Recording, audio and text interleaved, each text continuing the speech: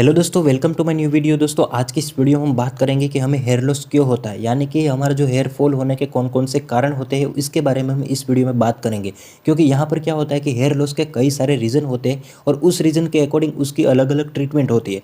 लेकिन जब भी हम हेयर लॉस का शिकार होते हैं तो हम क्या करते हैं, कुछ ना कुछ ट्रीटमेंट ले लेते हैं, या फिर कुछ कॉस्मेटिक लेते हैं, या फिर कुछ मेडिकेशन, या फिर कुछ तेल हम ले लेते हैं। लेकिन क्या होता है कि उस ट्रीटमेंट से हमें ज़्यादा कुछ फ़र्क नहीं पड़ता है, क्योंकि क्या होता है कि हमें जो हेयर लॉस का मेन कारण होता है उसके बारे में जानकारी नहीं होती है। तो दोस्तों, इस वीडियो में हम यही जानेंगे कि हमारा जो हेयर फॉल होता है उसका मेन रीज़न क्या होता है, और उसके बाद हम समझेंगे कि उसकी ट्रीटमेंट कैसे होती है। तो हमें जब भी सबसे पहले अगर हेयर लॉस का कारण पता चल जाए, जो मेन कारण होता है हमारे शरीर के अंदर हेयर लॉस का, अगर वो पता चल जाता है तो हमें उसकी ट्रीटमेंट भी पता चल जाती है। और वो जो ट्रीटमेंट होती है वही हमें होती है, क्योंकि जो दूसरी ट्रीटमेंट होती है उससे हमें ज़्यादा कुछ फ़र्क नहीं पड़ता है। तो दोस्तों, चलिए वीडियो को शुरू करते हैं। तो दोस्तों, यहाँ पर आपको हेयर फॉल के कारण जानने से पहले आपको यह जानना होगा कि हेयर की ग्रोथ कैसे होती है, और वो हेयर एक कैसे थिन होकर हमारी बॉडी से वो जड़ जाते हैं। ओके, तो जो इसकी पूरी प्रोसेस होती है वो मेनली 4 स्टेजेस में डिवाइडेड की गई। तो उसके स्टेप बाय स्टेप हम देखते हैं। तो उसमें जो सबसे पहला स्टेप होता है उसका नाम है एनाजन फेज। जो एनाजन फेज होते हैं वो ग्रोइंग फेज होता है। यहाँ पर क्या होता है कि जो हमारा हेयर होता है वो ग्रोथ होने लगता है। क्योंकि कैसे होता है कि जब भी हमारा जो स्काल्प होता है वहाँ पर क्या होता है, एपिडर्मिस और डर्मिस 2 लेयर होते हैं, और उस लेयर में क्या होता है कि हमारे जो स्काल्प की जो ब्लड वेसल्स होती है वो ब्लड वेसल्स यहाँ पर आई हुई होती है। और ये ब्लड वेसल्स में तो क्या होता है कि प्रॉपर तरीके से न्यूट्रिशन और ऑक्सीजन सप्लाई हमारे हेयर फॉलिकल को मिलता है। और हेयर फॉलिकल को ये सब मिलने की वजह से क्या होता है कि हमारा जो हेयर होता है वो यहाँ पर ग्रोथ होना स्टार्ट होता है। इसके बाद आता है कैटाजन फेज। कैटाजन फेज में क्या होता है कि वो ट्रांजिशन फेज होता है। इसमें क्या होता है, धीरे धीरे जो हमारा हेयर फॉलिकल होता है वो श्रिंकन होने लगता है, वो छोटा होने लगता है। और इसके साथ साथ क्या होता है कि जो हमारा हेयर होता है वो हेयर फॉलिकल से धीरे धीरे डिटैच होने लगता है, वो हमारे हेयर फॉलिकल से अलग होने लगता है। तो इसकी वजह से क्या होता है कि हमारा जो हेयर होता है वो उसकी जो ग्रोथ होती है वो धीरे धीरे रुकने लगती है। इसके बाद आता है टेलाजन फेज। टेलाजन फेज में क्या होता है कि वो प्रॉपर तरीके से हेयर फॉलिकल से जो हमारे हेयर होते हैं वो डिटैच हो जाते हैं। यहाँ पर क्या होता है कि जो हमारे हेयर होता है उसकी ग्रोथ रुक जाती है, और धीरे धीरे क्या होता है कि हमारा जो हेयर होता है वो थिन होने लगता है। ओके, क्योंकि क्या होता है कि यहाँ पर प्रॉपर तरीके से न्यूट्रिशन और जो ऑक्सीजन सप्लाई होती है वो यहाँ पर नहीं मिल रही होती है। तो इसकी वजह से क्या होता है कि हमारा जो रेस्टिंग फेज में आता है और धीरे धीरे वो थिन होने लगता है। इसके बाद आता है एक्सोजन फेज। एक्सोजन फेज में क्या होता है कि जो हमारा पहले जो स्टेज में हमारा जो हेयर होता है वो थिन हो गया था, वो अब क्या होता है, धीरे धीरे वो झड़ना स्टार्ट होता है। और ये जब भी बाल झड़ने स्टार्ट होता है तो इसके साथ साथ क्या होता है कि जो हमारा निचले वाला जो हेयर फॉलिकल था वहाँ पर क्या होता है, नए हेयर की ग्रोथ आना स्टार्ट हो जाती है। तो क्या होता है कि जब भी बाल बूढ़े होने लगते हैं तो वो क्या करते हैं, वो झड़ने लगते हैं, और उसकी जगह क्या होता है, नए बाल हमें आना स्टार्ट हो जाते हैं। तो दोस्तों, ये थी पूरी हेयर ग्रोथ की प्रोसेस, और हमारे हेयर फॉल कैसे होते हैं उसके बारे में पूरी प्रोसेस थी। और जब भी इस प्रोसेस में कुछ डैमेज आता है, या फिर इस प्रोसेस में इम्बैलेंस आता है, या फिर उस प्रोसेस में कुछ खामी आ जाती है, तो इसकी वजह से क्या होता है, हमें हेयर लॉस होना स्टार्ट हो जाता है। तो दोस्तों, यहाँ पर हम बात करते हैं कि हेयर लॉस के कौन कौन से कारण होते हैं। उस कारण में से सबसे पहला जो मोस्ट कॉमन कारण होता है उसका नाम है एंड्रोजन एलोपेशिया। दोस्तों, इसके बारे में हम डिटेल में समझते हैं। एंड्रोजन एलोपेशिया क्या होता है कि एंड्रोजन मतलब क्या होता है कि जो हमारे शरीर के एंड्रोजन हार्मोन होते हैं उसका इसको अकॉर्डिंग जो एलोपेशिया यानी कि हेयर लॉस होता है वो होता है। इसमें क्या होता है कि देखिए, हमारा जो शरीर होता है उसका, हमारी मेल या फिर फीमेल बॉडी होती है, उसमें टेस्टोस्टेरोन नाम का जो हार्मोन होता है वो पाया जाता है।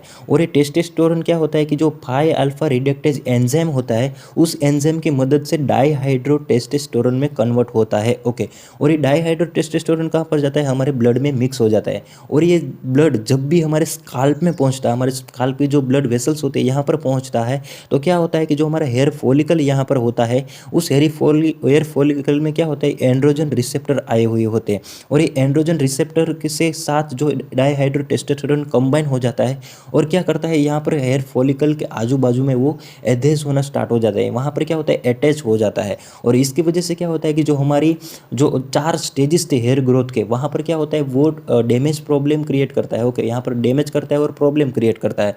और जो क्या होता है कि धीरे धीरे जो उसकी हेयर ग्रोथ होती है, ओके, जो एक्सोजन फेज होता है, और एक साथ ही साथ जो टेलोजन फेज होता है उसमें डिस्टर्ब करता है। एक्सोजन फेज में डिस्टर्ब करने की वजह से क्या होता है कि यहाँ पर बाल जल्दी से जल्दी थिन होते हैं, और यहाँ पर बाल जल्दी से जल्दी झड़ते हैं। और साथ ही साथ क्या होता है कि जो नए हेयर की ग्रोथ होती है यहाँ पर, उस हेयर की ग्रोथ में यहाँ पर ज़्यादा से ज़्यादा डाईहाइड्रोटेस्टोस्टेरोन अटैच होने की वजह से क्या होता है कि जो नए हेयर आने वाले होते हैं, नई हेयर की ग्रोथ होने वाली होती है, वो भी रुक जाती है। तो यहाँ पर क्या होगा, ज़्यादा से ज़्यादा बाल हमारे शरीर से झड़ने लगेगा और जो नए बाल होंगे, ग्रोथ होगी, वो भी रुक जाएगी। तो इसकी वजह से क्या होगा, हम धीरे धीरे गंजेपन का शिकार होने लगते हैं। ओके, तो दोस्तों यहाँ पर मैं आपको बता दूं कि जो एंड्रोजन एलोपेशिया होती है वो इसको हम हेरिडिटरी भी कह सकते हैं, क्योंकि क्या होता है कि जो हमारा उसका मेन कॉजेज है डाईहाइड्रोटेस्टोस्टेरोन। इसकी हेरिडिटरी में इसलिए कहता हूँ कि जो हमारे मदर या फिर फादर में भी अगर एंड्रोजन एलोपेशिया है तो उसमें क्या होगा, उसका जो जीन होगा वो भी हमारी बॉडी के अंदर आया हुआ होगा, और जो जीन होता है वो डाईहाइड्रोटेस्टोस्टेरोन से ज़्यादा ससेप्टिबल होगा, उतनी ही जल्दी आपको गंजेपन का शिकार आप जल्दी से जल्दी होंगे। तो क्या मतलब होता है कि अगर हेरिडिटरी है और जीन ज़्यादा डाईहाइड्रोटेस्टोस्टेरोन से ससेप्टिबल है तो हमें जल्दी से जल्दी गंजेपन का शिकार होंगे, और कम ससेप्टिबल है जीन डाईहाइड्रोटेस्टोस्टेरोन से तो हम धीरे धीरे उम्र के साथ साथ हमें बाल झड़ना स्टार्ट होगा। तो यहाँ पर कुछ स्टेजेस है मेल बाल्डनेस पैटर्न के, तो इसके उम्र के अकॉर्डिंग क्या होता है कि उस जो 7 स्टेजेस है उम्र के अकॉर्डिंग उसके अकॉर्डिंग क्या होता है कि वो बाल झड़ने स्टार्ट होता है। तो यहाँ पर 7 स्टेजेस है, यहाँ पर आप देख सकते हैं कि कैसे कैसे उम्र के साथ साथ ये बाल झड़ना स्टार्ट होता है। तो ये एक हेरिडिटरी कोज होता है, जितना ससेप्टेबल जीन होगा हमारे शरीर के अंदर डाईहाइड्रोटेस्टोस्टेरोन के अकॉर्डिंग, उतनी जल्दी हमें यह गंजेपन का शिकार हम बन सकते हैं।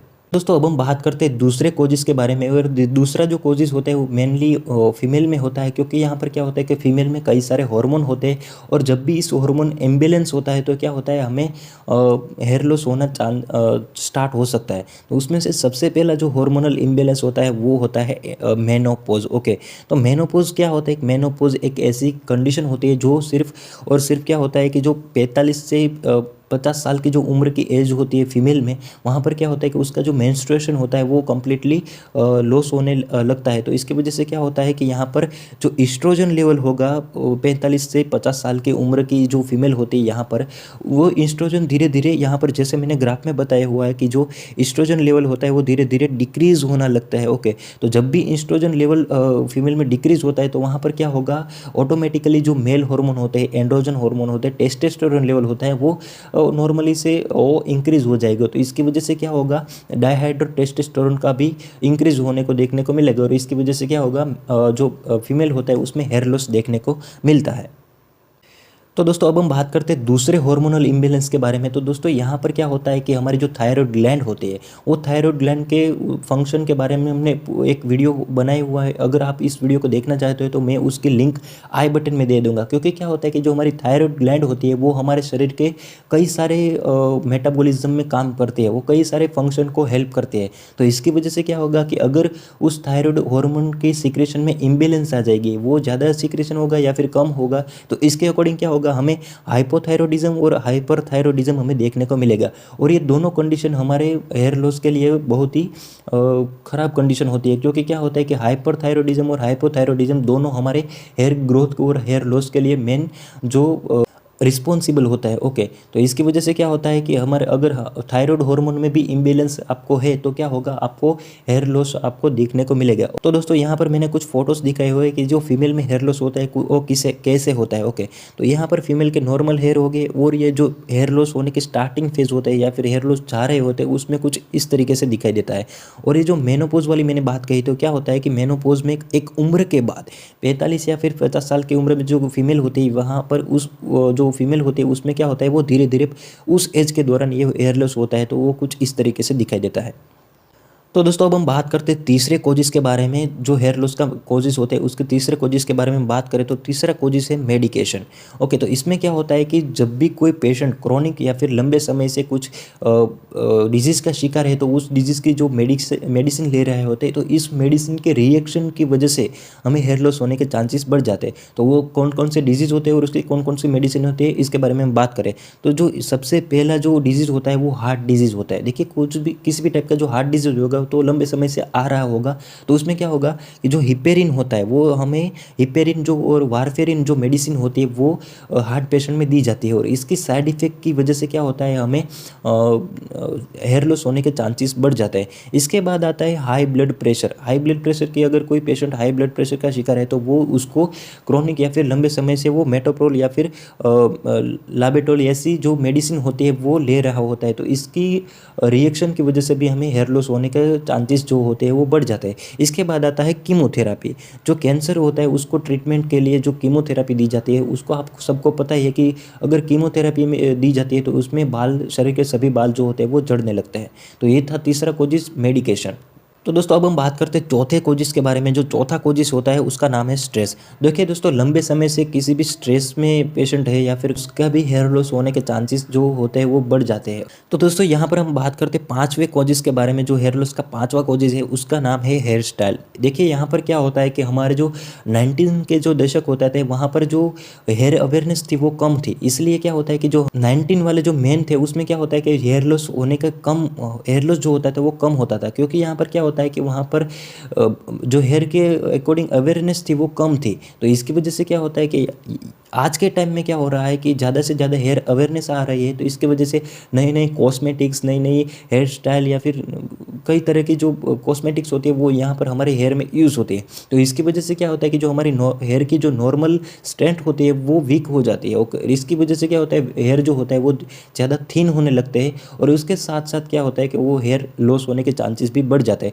और इसके साथ साथ जो नई नई हेयर स्टाइल आती है जिसमें क्या होता है कि जो हमारा हेयर होता है वो खींचने लगता है, ओके, ज़्यादा जेल लगाने से या फिर हेयर की जो पुल अप, ज़्यादा हेयर, ज़्यादा हमारी जो फॉलिकल होते हैं हेयर फॉलिकल उसमें से ज़्यादा हेयर खींचने लगते हैं। तो इसकी वजह से भी क्या होता है लंबे समय से अगर खींच रहे हैं बाल तो इसकी वजह से भी हेयर लॉस होने के चांसेस बढ़ जाते हैं। तो दोस्तों अब हम बात करते हैं छठे कोजिस के बारे में। उसका नाम है पुअर न्यूट्रिशन। जैसे कि हमने ग्रोथ फेजेस में बताया था कि जो हमारी ब्लड सप्लाई होती है वहाँ पर क्या होता है ऑक्सीजन और जो मिनरल्स और विटामिन जो भी प्रॉपर तरीके से न्यूट्रिशन मिलता है तो वो क्या होता है वहाँ पर हेयर ग्रोथ होती है। लेकिन क्या होता है कि हमें कुछ इस तरह का ऐसे मिनरल्स या फिर जो न्यूट्रिशन होता है वो नहीं मिलता है, तो इसकी वजह से क्या होता है कि हमारी जो हेयर की ग्रोथ होती है वो रुक जाती है।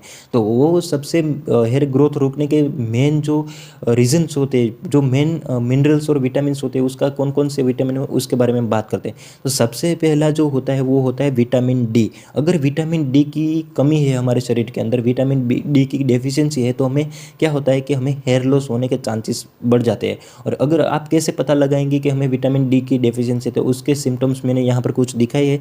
जैसे कि वीक, हमारा जो बोन होगा वो वीक देखने को मिलेगा, हमें रिकेस्ट हमें देखने को मिलेगी। इसके साथ साथ मसल स्ट्रेंथ भी हमें वीक देखने को मिलेगी, इन्फेक्शन देखने को मिलेगा, पेल स्किन देखने को मिलेगी, थकान देखने को मिलेगी, ओके, बैक पेन ज़्यादा होगा, और क्या होगा हमारी जो एपेटाइट होगी वो लॉस हो गई। अगर कुछ इस तरीके से आपको सिम्टम्स आपकी बॉडी में दिखाई देते हैं और साथ ही साथ क्या होता है कि आपको हेयर लॉस हो रहा है और आप ऐसे सिम्टम्स आपको दिखाई देते हैं, तो आपको विटामिन डी की डेफिशिएंसी हो सकती है।